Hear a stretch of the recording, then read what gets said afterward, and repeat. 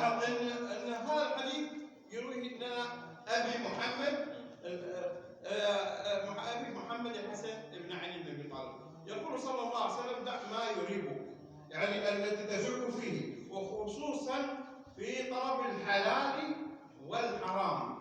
دع ما يريبك، ما يكون فيه شك وريبه. يعني يقول: ذهبت امرأة إلى الإمام أحمد بن حنبل وقالت له: يا إمام، أنا مرة أحوك الثوب أو أعمل على حياكة الضوء اللي يمشون به الحرس اللي يضوون به الشارع، عملي هذا حلال أم حرام؟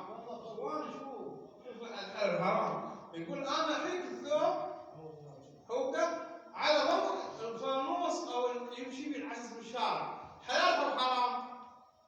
قال: أنت من بيت فلان الزاهد العابد؟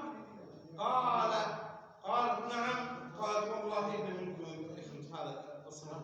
شوف الحلال والحرام ذكرنا.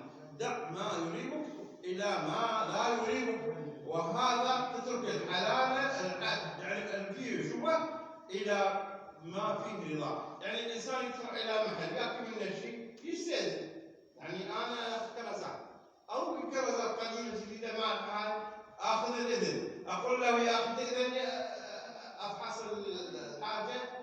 يأذن لك آكل، ما إذن لك ما آكل.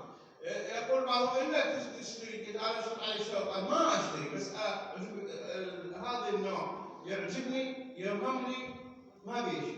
فدع ما يعني ما يريبك، ما يكون فيه شبهة إلا ما يريبك. فلهذا إخواني هذا أساس في الحلال والحرام، ولقد رواه الحديث الإمام الترمذي وغيره، وهو حديث صحيح.